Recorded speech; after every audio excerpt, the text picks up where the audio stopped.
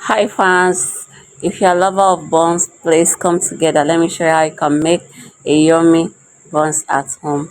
First thing, you have to pour in your evaporated milk inside a bowl, add some egg and mix it together, set it aside.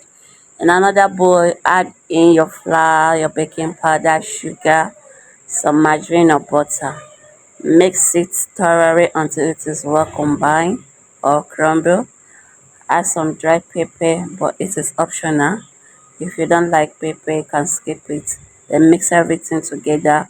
Make a hole and pour in your milk mixture and mix it until it is well combined, smooth and fluffy. Scoop it and it is well. You have to then now scoop it into your oil. Fry on a low heat. Your buns is ready.